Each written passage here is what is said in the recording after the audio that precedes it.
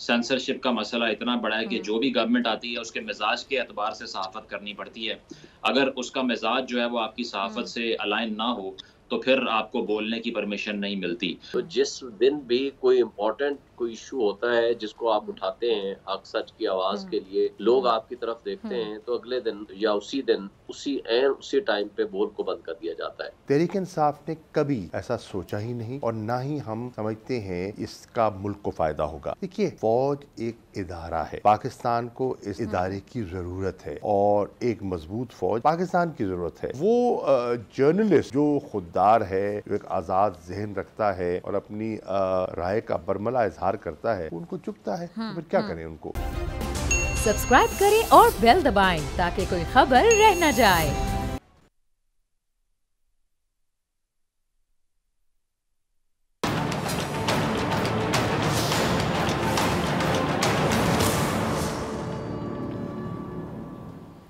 अस्सलाम वालेकुम नाजरीन। महंगा आटा, सस्ती जान, एक के बाद दूसरा बहरान, ना रोटी कपड़ा और ना कोई मकान, लाखों मायूस और करोड़ों परेशान। हालात ऐसे कि दुनिया हम पर हैरान, कर्ज के नीचे दबी है पूरी कौम की जान। सर पर आ गया है माह रमजान, पाकिस्तान से टकराएगा महंगाई का एक और तूफान। आम आदमी है शदीद परेशान, लेकिन हुकूमत का मसला सिर्फ Imran Khan. Welcome back to पुराना पाकिस्तान। इसी पुराने पाकिस्तान में इन 9 महीने के अंदर कई हैरत अंगेज और नए वाकयात भी देखने को मिले और अब तक मिल रहे हैं। 2 असेंबलियां टूट चुकी हैं, सुप्रीम कोर्ट 90 दिन के अंदर इंतखाबात का हुक्म दे चुकी है। IMF सर तोड़ कोशिशों के बावजूद कुछ देने को तैयार नहीं है। दहशतगर्दी और महंगाई बेकाबू हो रही है और ऐसे संगीन हालात में कोई एक सियासी जमात संजीदगी का मुजाहरा करने को तैयार दिखाई नहीं देती है।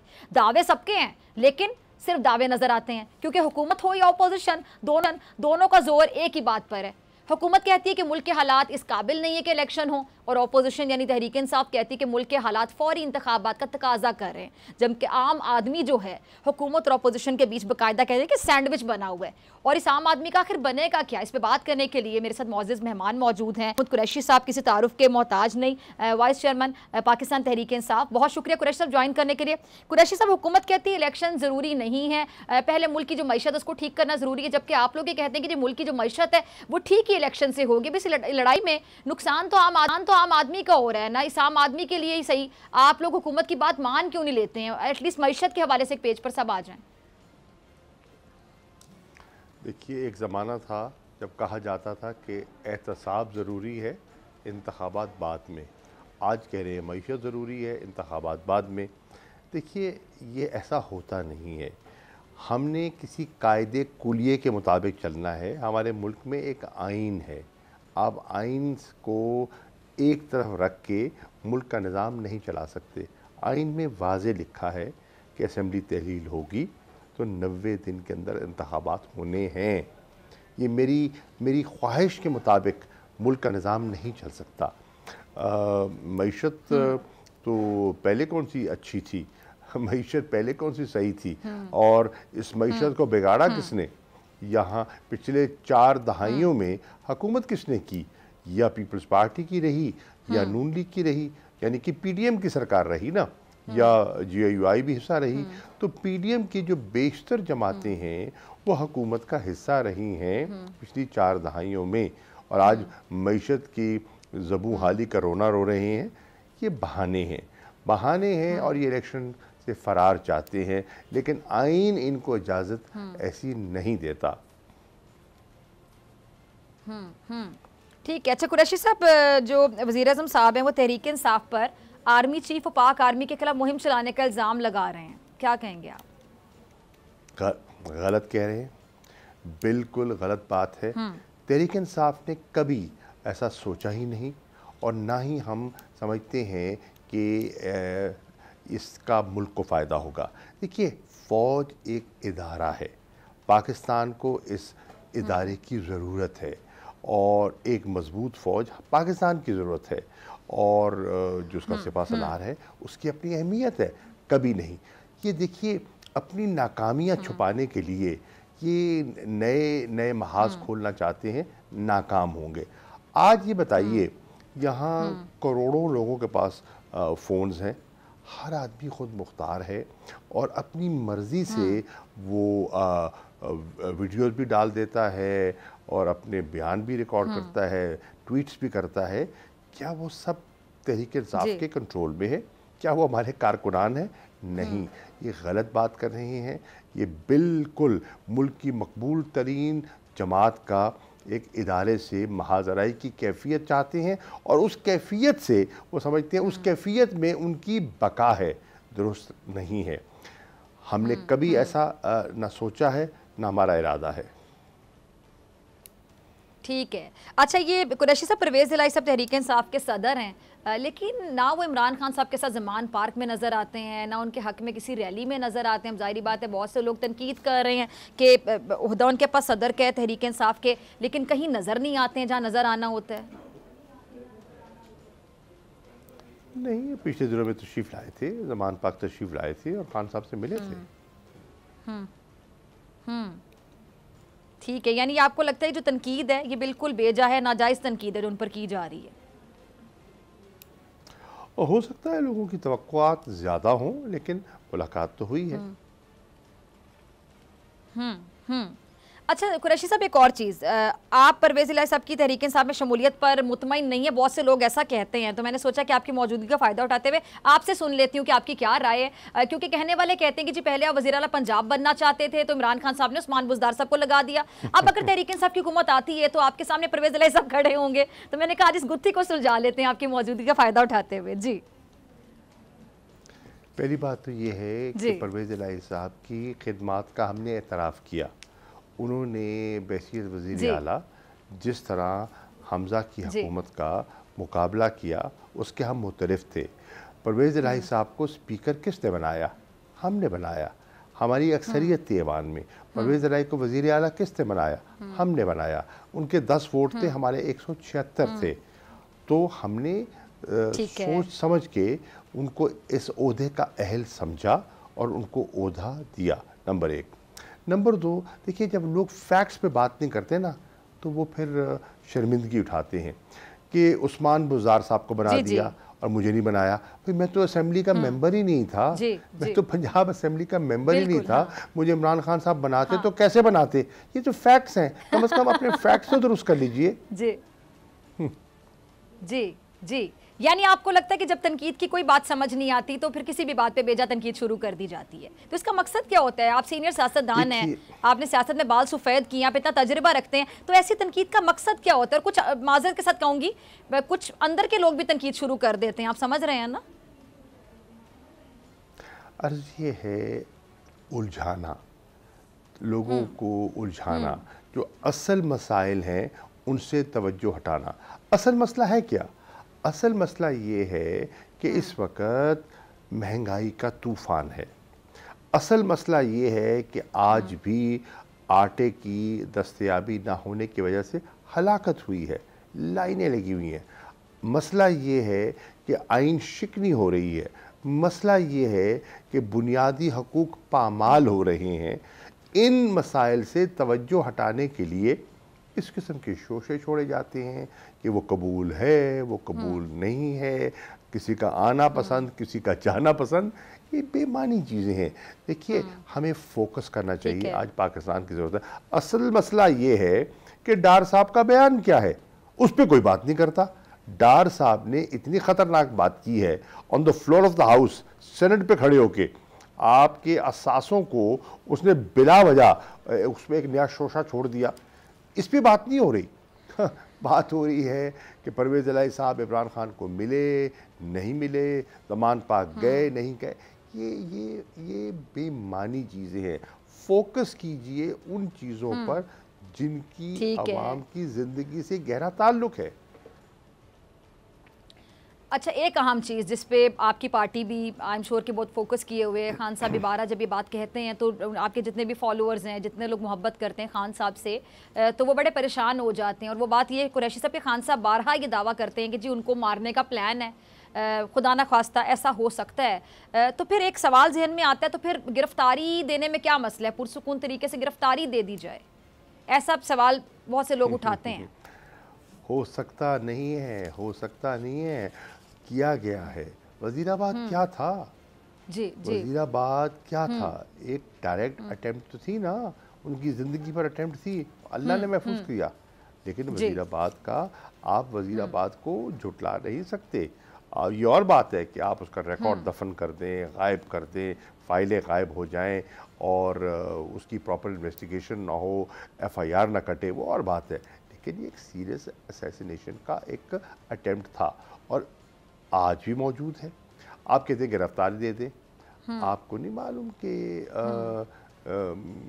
जेलों के अंदर क्या कुछ हो जाता है जब आप गिरफ्तार होते हैं। आपको नहीं मालूम कि किस तरह स्लो पॉइजनिंग जो है उसके खदशात होते हैं, ये आपके सामने है।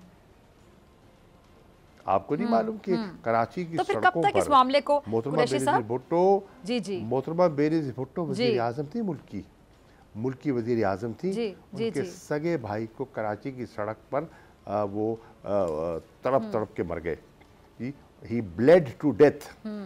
ये कल की बात है, ये कल की बात है।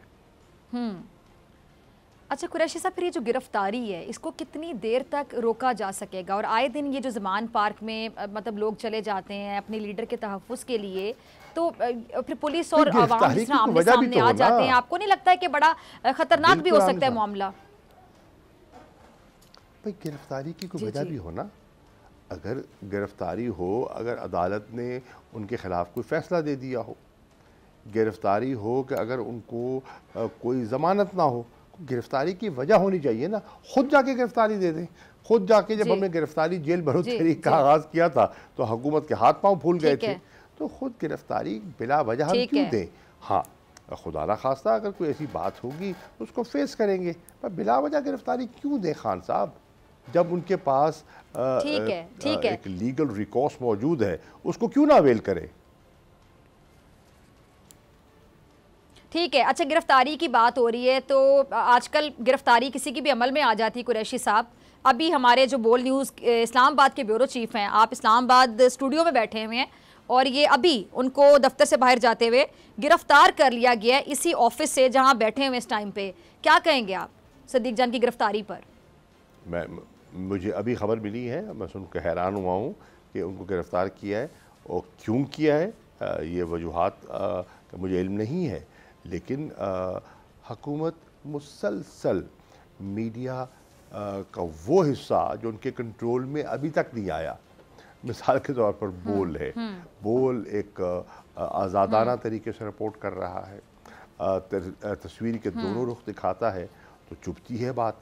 और कभी आपका लाइसेंस मनसूख कर दिया जाता है, कभी जो आपके जो मालिक हैं बोल के शुएब शेख साहब, उनको गिरफ्तार कर लिया जाता है।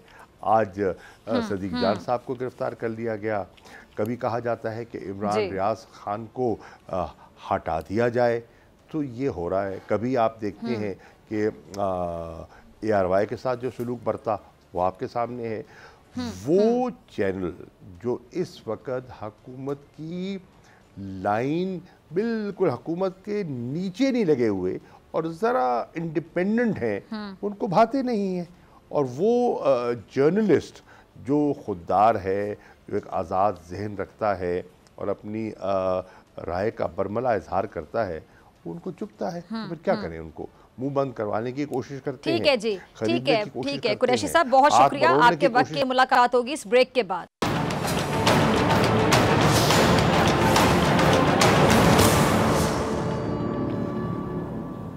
वेलकम बैक नाजरीन। मुल्क की सियासी और मुआशी सूरत हाल कशमकश का शिकार है। मुल्क की मईशत, हमारी आवाम, महंगाई की सूरत हाल, सब कुछ सियासत की नज़र होता दिखाई दे रहा है।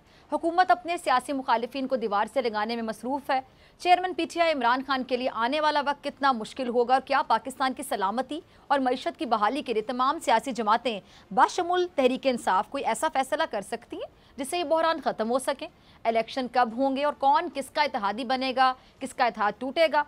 इन सब के जवाब तलाश करते हैं। मेरे साथ मौजूद हैं बोल न्यूज़ के सीनियर तजियाकार मुजम्मिल शाह और सुप्रीम कोर्ट बार एसोसिएशन के साबिक सदर माहिर कानून शुएब शाहीन साहब। दोनों मेहमानों का बहुत शुक्रिया। मुजम्मिल, आपकी इजाज़त से मैं शुएब शाहीन साहब से शुरू करना चाहूँगी। शुएब शाहीन साहब, मुल्क में बहरान हम देख रहे हैं कि जी बढ़ता जा रहा है। हुकूमत और अपोजिशन में जो तनाव की कैफियत है, इमरान खान के खिलाफ मुकदमात की सेंचुरी होने के करीब, तो इमरान खान के मुकदमात का आपको क्या लगता है कि क्या बनेगा? क्या कोई मुकदमा ऐसा है जिसमें इमरान खान को हम कह सकते हैं कि बहुत मुश्किल हो सकती है? देखें, सबसे पहली बात तो यह है कि ये पॉलिटिकल विक्टिमाइजेशन के सारे केसेस हैं, गद्दारी के, दहशतगर्दी के, 144 के खिलाफ वर्जी, 188 के खिलाफ वर्जी, कुतोशा खाना, और ये सारे अगर आप सीरीज ऑफ केसेस देखें जो 100 तक तकरीबन पहुंच चुके हैं पिछले 8 महीने में, ये सारे FIR दर्ज हुई हैं। पाकिस्तान की तारीख में कोई एक लीडर आपको नहीं मिलेगा जिसको with in less than 1 year 100 से ज्यादा मुकदमा, बल्कि सारी जिंदगी में 100 मुकदमा बनाए गए हों किसी एक बंदे के खिलाफ। तो मैं समझता हूँ कि ये नजर आ रहा है कि ये इन्होंने मौजूदा जो हुकूमत आई है, जो रिजीम चेंज ऑपरेशन के जरिए इमरान खान को एक क्रेडिट जाता है, वो पब्लिक में चला गया, वो मुल्क छोड़ कर नहीं भागा, तो उसका इफेक्ट ये हुआ कि पब्लिक उनके पीछे खड़ी होगी, उनके साथ खड़ी होगी। अब ये इन्होंने फाशिस्ट हुकूमत बन गई, ये जो हरकतें इन्होंने की, चूँकि इन्होंने पहले बुनियादी इंसानी हुकूक की खिलाफ वर्जी की, ये आए थे महंगाई ख़त्म करने, महंगाई में बेपनाह इजाफा कर दिया, इन्होंने मईशत का बेड़ा गर्क कर दिया, बेरोजगारी अपने उरूज पे पहुंच गई, रिजर्व ख़त्म हो गए। तो ये सारी चीज़ें जो हैं वो पब्लिक के सामने आ गई। अब पब्लिक जो है वो इनकी वर्स्ट गवर्नेंस को देख के और इमरान खान साहब की अवेयरनेस को देख के वो उनके साथ खड़े हो गए। अब ये इलेक्शन में तो उनका मुकाबला करने से रहे। अब इन्होंने कोशिश ये की कि इस तरह मुकदमात में इनको फंसाया जाए, इनको ब्लैकमेल किया जाए, इनको मलाइन किया जाए और इनको इस बात पे लाया जाए कि कुछ लो और कुछ दो की बात पे आ जाए। और इमरान खान है कि उनके काबू नहीं आ रहा, और इमरान खान ने कोई लचक नहीं दिखाई और उनके ऊपर फिर पहले कातलाना हमला हुआ, उसको एलिमिनेट करने की कोशिश की गई। अब उसको दोबारा कातलाना हमले की भी एक रिपोर्ट है और साथ ये भी है कि उनको किसी न किसी तरीके से नायल किया जाए, गिरफ्तार किया जाए, उनको अरेस्ट करके उनको मलाइन किया जाए, और ना सिर्फ मलाइन किया जाए बल्कि अंडर प्रेशर लाया जाए, ब्लैकमेल किया जाए ताकि वो उनकी टर्म्स पे आ सकें। अब वो सुप्रीम कोर्ट ने फैसला कर दिया है कि आप इलेक्शन कराएं। अब इलेक्शन से ये भाग रहे हैं। अब 1 महीना बाकी है, 30 अप्रैल को इलेक्शन है। अब ये कोई ना कोई ऐसा हरबा, कभी ज़मान पार्क के अटैक, ऐसा लग रहा था कि जैसे ये कोई जम्मू एंड कश्मीर में कोई लड़ाई हो रही है या फ़लस्तीन में हम बैठे हुए हैं, जिस तरह का उन्होंने 24 घंटे ऑपरेशन किया। और मसला क्या था कि जी अदालत में पेशी करनी है। ठीक है शोएब साहब, आपका पॉइंट आ गया। आपकी इजाज़त से मैं मुजम्मिल शाह को भी शामिल गुफ्तगू करना चाहूँगी। मुजम्मिल, आपने शोएब शाहीन साहब को भी सुना, तो मुजम्मिल इस वक्त आपको क्या लगता है कि मुल्क को सबसे ज़्यादा ज़रूरत किस चीज़ की है, इंतखाबात या फिर एक ऐसा ग्रैंड, आप कह लें कि ग्रैंड डायलॉग जिसमें तहरीक इंसाफ समेत जो तमाम सियासी जमातें हैं वो पाकिस्तान को इस बहरानी कैफियत से निकालने के लिए कुछ कर सकें, बड़े फैसले कर सकें? देखिए, पहली बात तो ये है कि जो मुआशी मुश्किलात मुल्क को दरपेश हैं उनका ताल्लुक सियासत से है, क्योंकि अंग्रेज़ी में कहते हैं ना पॉलिटिकल इकॉनमी, तो पॉलिटिकल इकॉनमी में पॉलिटिक्स और इकॉनमी आपस में इंटरलिंक्ड होती हैं। अगर हम ये सोचें कि इकॉनमी फिक्स हो जाएगी सियासत को फिक्स किए बगैर, तो ये पॉसिबल नहीं है, क्योंकि लेजिस्लेटर ही होते हैं जो कि इकॉनमी को रन करते हैं। अगर इतनी पॉलिटिकल इंस्टेबिलिटी है कि जो भी जमात इक़्तिदार में आती है वो अपोजिशन को जेल में डाल देती है, तो उससे हम ये नहीं सोच सकते कि आने वाले वक्त में मुआशी बेहतरी आ सकती है। पहली बात ये है। और दूसरी ये है कि अब जो पुरतशद्दुद रवैया हमने इसकी प्रेवलेंस देखी है पाकिस्तान के अंदर, जहाँ पर हम देख रहे हैं कि सड़कों के ऊपर पुलिस मुकाबले हो रहे हैं, पथराव किया जा रहा है, पेट्रोल बम कोई फेंक रहा है, कोई कारकुनान पे तशद्दुद कर रहा है, कोई रेड्स कर रहा है। इस सारी सूरत हाल में एक तो अमन भी ख़राब होता दिखाई दे रहा है, और दूसरी चीज़ ये है कि इशूज़ की पॉलिटिक्स हो नहीं रही। सियासत सिर्फ पकड़ धकड़ की है, बयानिए की पॉलिटिक्स है और शख्सियात की पॉलिटिक्स है। तो इससे अफसोस की बात यह है कि अब तक किसी ने इस बात का इदराक नहीं किया कि मुआशी हालात किस कदर बदतरीन है। हमारे दोस्त ममालिक हमें हेल्प नहीं कर रहे। अभी सऊदी अरब की तरफ से भी हमें कोई अच्छा सिग्नल नहीं मिला। IMF का प्रोग्राम अब तक मुकम्मल नहीं हुआ और जून में एक और प्रोग्राम करना है हमने। तो इस सूरत हाल में इलेक्शन से मैंडेट, पहली बात तो ये है कि इलेक्शन कराने पर आमादा ही नहीं है सिस्टम, क्योंकि कोई इशारे दिखाई नहीं दे रहे कि कोई कैंपेनिंग की जाए या तैयारी की जाए। और अगर ये मिसाल सेट करने जा रहे हैं कि 90 रोज़ में इंतखाब नहीं करवाना, तो फिर ये कॉन्स्टिट्यूशन की इतनी बड़ी खिलाफ वर्जी है कि आने वाले वक्तों के लिए एक प्रेसिडेंट सेट हो जाएगा कि इलेक्शन जितना भी डिले करना चाहें आप कर सकते हैं। तो ये जो वायलेशन होगी कॉन्स्टिट्यूशन की, ये इतना बड़ा पाकिस्तान की जो सारी मशीनरी है स्टेट की, उस पर डंट डालेगी कि इसको निकालना बहुत मुश्किल हो जाएगा। तो स्टेक होल्डर्स को एक इस मौके के ऊपर एक मिसाके मैशत की बात करनी चाहिए थी, पार्लियामेंट का इस्तेमाल करना चाहिए था, या फिर इंतखाबात की तरफ जाते, लेकिन इन तीनों में से किसी पर आमादा नहीं है। तो नज़र यही आ रहा है कि इन्होंने फैसला कर लिया है कि इंस्टेबिलिटी आती है तो आती रहे, लेकिन चूंकि हमारा बयानिया जो हमारे साथ नहीं खड़ा होगा, वो चाहे इंतखाब रुकवाने से भी हम उसको सियासत से बेदखल रखें तो हम वो करके रहेंगे। तो इसीलिए ये बड़ा अफसोसनाक रवैया है और एक नेगेटिव मिसाल ये सेट करने जा रहे हैं। इसके बहुत फार रीचिंग इफेक्ट होंगे। सोल्यूशन जो है वो इन पॉलिटिकल पार्टीज़ के पास नहीं है। फ़िलहाल सिर्फ ये शख्सियात की जंग है और पावर पॉलिटिक्स है, जिसमें आम आवाम के लिए कोई पुरसाने हाल नहीं है। ठीक है जी शुएब शाहीन साहब, ये आइन और कानून की अगर हम बात करें तो आइन और कानून क्या कहता है कि क्या इस तरह से किसी के खिलाफ रियासत इस तरह के इकदाम कर सकती है? निगरान वज़ीर आला पंजाब मोहसिन नकवी साहब के इकदाम आइन और कानून के मुताबिक हैं? देखिए, मोहसिन नकवी इंटरम सेटअप तो PMLN का मोहरा बना हुआ है। देखें, जब रियासती इदारे किसी शख्सियत का मोहरा बन जाएं, आप देखें जो इंटरम सेटअप होता है वो नॉन पोलिटिकल होता है, लेकिन इन तमाम लोगों की, मोहसिन नकवी की, उनके वजीर इत्तलात की, उनके IG की और उनकी अगर आप स्टेटमेंट्स उठाएं तो लगता है कि वो एक बहुत बड़ी पॉलिटिकल पार्टी हैं और मुकाबले में उनके इमरान खान है। सिमिलरली अगर आप देखें जिस तरह का वारंट ऑफ अरेस्ट एग्जीक्यूट कराना था इमरान खान के खिलाफ, जो 4 दिन पहले उनके घर में पहुंच के हल्ला बोलने और फतह करने, उस तरह का warrant of arrest Rana Sanaullah के खिलाफ भी है। और राना सनाउल्लाह को 28 तारीख को तीसरी मरतबा ये वारंट ऑफ अरेस्ट जारी हुआ है, लेकिन उसको कहा गया कि भाई आपको क्यों नहीं गिरफ्तार किया? तो वो कहते हैं, पंजाब का IG कहता है कि जी वो बाद में बात करेंगे। उसके बाद का जवाब भी नहीं दिया। बात यह है कि जब स्टेट दो इंडिविजुअल्स के दरमियान या लोगों के दरमियान तफरीक पैदा करना शुरू कर दे, जब स्टेट और इंडिविजुअल के दरमियान रिश्ता होता है ट्रस्ट का, मोहब्बत का, एहतराम का, तो जब ट्रस्ट डेफिसिट हो जाए तो फिर आवाम वो एहतराम इदारों का भी नहीं किया करती, तो रियासतों का भी नहीं किया करती। तो रियासत को चाहिए कि वो अपने इंडिविजुअल्स को ट्रस्ट दे कि वो सबके लिए बराबर है, पार है। जब बदकिस्मती ये है कि पुलिस पॉलिटिकल जो लोग हैं उनके हाथों में इस्तेमाल होती है और हो रही है। जो 25 मई को उन्होंने जो फाशिस्ट किस्म की हरकतें की थी, उस वक्त की जो हमजा शरीफ शहबाज की हुकूमत थी राना सनाउल्लाह की सरबराही में, उन तमाम लोगों को चुन चुन के लगा दिया गया इस इंटरम सेटअप में। तो वो क्या इंसाफ करेंगे? वो तो मुल्जिम हैं, PTI के मुजरिम हैं वो इस ह्यूमन राइट्स वायलेशन के। आइन और कानून की बात मुजम्मिल साहब ने बड़ी अच्छी बात की कि अगर ये प्रेसिडेंट सेट हो गया कि 90 दिन में जो आइन कहता है इलेक्शन नहीं कराने, तो फिर आप 90 दिन क्या 9 महीने में भी ना कराएं, फिर 9 साल में भी ना कराएं, फिर ज़िया-उल हक के मार्शल लॉ में और मुशर्रफ के मार्शल लॉ में और आज के आइन के होते हुए फिर फ़र्क क्या है? मैं समझता हूँ कि उमर अता बंदियाल साहब चीफ जस्टिस और उनकी सरबराही में जिस बेंच ने जजमेंट दी है कि 90 दिन में इलेक्शन कराएं, ये बेहतरीन जजमेंट है। और इस जजमेंट क्योंकि इन्होंने कसम उठाई है सुप्रीम कोर्ट के जजेस ने कि आइन को की पासदारी और आइन को प्रिजर्व करने के लिए उनकी अंडर ओथ है और उन्होंने वो जजमेंट दे दी है, वो बाइंडिंग इफेक्ट रखती है। लेकिन अब ये भाग रहे इसलिए हैं कि इनको नजर आ रहा है कि हमने इलेक्शन में हार जाना है, लेकिन वो कहते हैं कि इलेक्शन में हारने से बेहतर है बेशक आइन मुअत्तल कर दो, आइन को तोड़ दो, आइन को एप्रोप्रिएट कर दो। तो वो ये शुएब शाहीन साहब, वक्त की कमी है, मैं आपकी तरफ दोबारा आती हूँ। एक अहम सवाल मुजम्मिल आपकी तरफ आना चाहूँगी। मीडिया की आज़ादी के हवाले से बहुत सी बातें, बहुत से सवालात गर्दिश कर रहे हैं। तो अगर मीडिया ही आज़ाद नहीं होगा तो मीडिया का मकसद क्या होता है? आप सहाफ़त में क्यों आए, मैं सहाफ़त में क्यों आई? जो भी सहाफ़ी होता है उसने आवाज़ उठानी है, उसने सवाल पूछना है, उसने जवाब तलाश करना है। लेकिन अगर मीडिया आज़ाद नहीं होगा तो बुनियादी हुकूक के लिए मुजम्मिल आवाज़ कौन उठाएगा? इस बात को सब समझने के लिए तैयार क्यों नहीं है?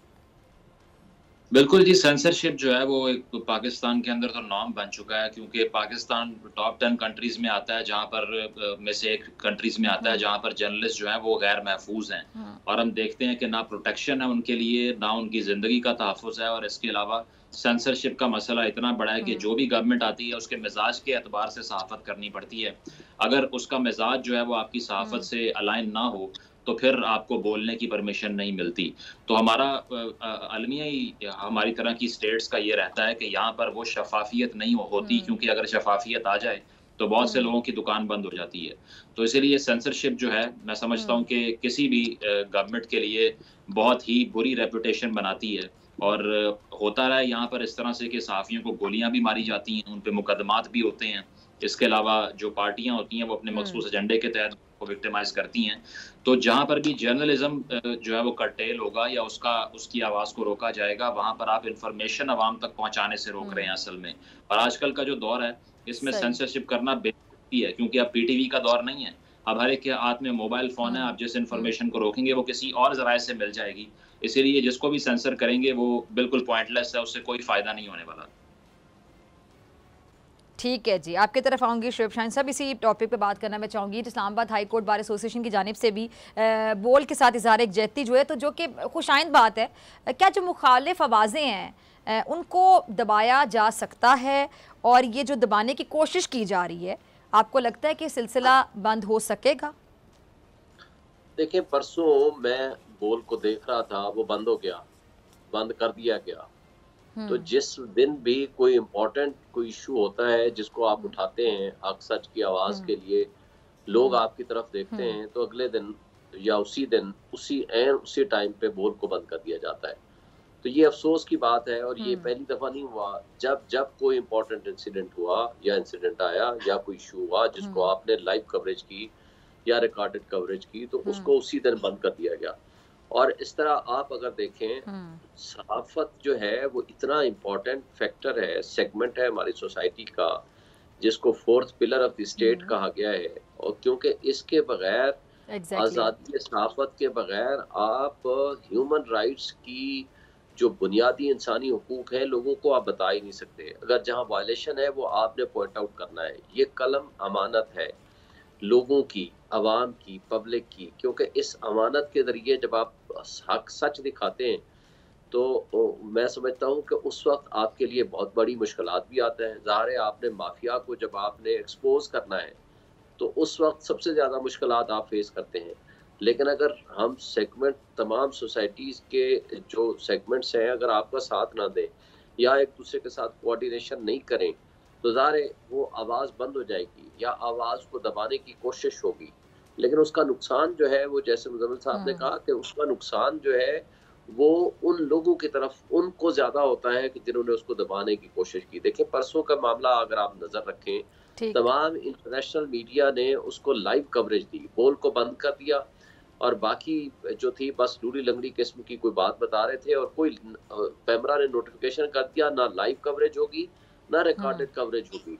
तो ये बताएं कि ये कौन सी आज़ादी है सहाफत है? बदकिस्मती से असल में ये मौजूदा फाशिस्ट हुकूमत, interim setup, election commission, PEMRA, ये सब एक कुछ है, एस्टेब्लिशमेंट, ये सब मिल के ना एक शख्स को दबाने की कोशिश कर रहे हैं, जो कि उनकी बड़ी भूल है। देखिए, मैं समझता हूँ कि अगर आपने इमरान खान से बदला लेना है ना, तो इस वक्त आपने जो मुल्क का हशर कर दिया है, ना रिजर्व आपके पास है, ना आपको कोई ट्रस्ट करने को तैयार है, कारखाने बंद कर दिए, उसको इक़्तिदार दें ताकि वो पब्लिक में आए, वो आकर के जिम्मेदारी निभाए, लोगों को रिलीफ दे। अगर वो ठीक है जी, आगे चलते हैं। ठीक है, वक्त की कमी है। मुज़म्मिल, आपका मैं लास्ट कमेंट चाहूंगी, उसके बाद मुझे क्लोजिंग की तरफ जाना है।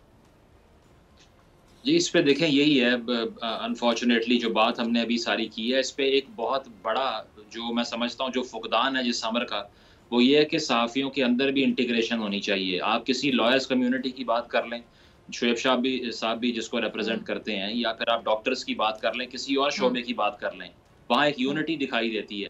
ये सिर्फ सहाफ़ी ऐसे हैं जिनके किसी एक मेंबर को, कॉलीग को कोई उठा कर ले जाए या उसकी आवाज़ को बंद कर दे, या किसी मीडिया हाउस के खिलाफ कोई हो जाए, सेंसर कर दे, नशरियात बंद कर दे, तो बाकी खुश हो जाते हैं और बोलते नहीं हैं।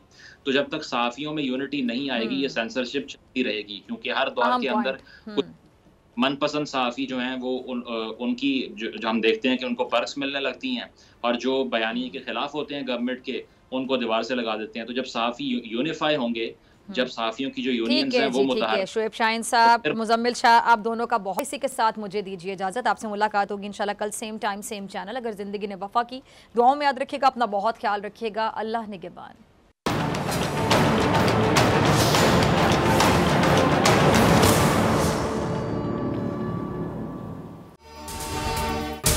अगर आपको ये वीडियो पसंद आई तो सब्सक्राइब करें और बेल आइकन पर क्लिक करें। सुप्रीम कोर्ट के मंसूर अली शाह साहब जस्टिस एक ऑर्डर पास किया उनकी बेंच, और उस ऑर्डर के अंदर उन्होंने बड़ा क्लियर बता दिया कि जी बरियत की जो दरखास्तें हैं वो कब कब लगेंगी। उसमें से एक वजह उन्होंने बताई कि जी जब कोई क्राइम ही ना हुआ हो तो बरी कर दें, ताकि अदालतों पे बोझ ना रहे, वो केसेस चलते ना रहे। सुप्रीम कोर्ट ये मिसालें कब बनाएगा ऐसे लोगों के खिलाफ जो इस तरह की एफआईआर काट रहे हैं, वैसे ऑफिसर्स, और ऐसे लोग जो इस तरह के केसेस को जजेस चला रहे हैं।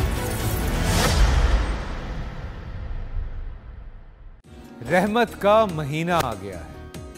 बख्शिश का सफीना आ गया। होगी मुलाकात उलमाए दीन से, जो देंगे इत्तेहाद बैनुल मसालिकीन का दर्स। जिक्र होगा अंबिया कराम का। रमज़ान की स्पेशल ट्रांसमिशन रमज़ान में।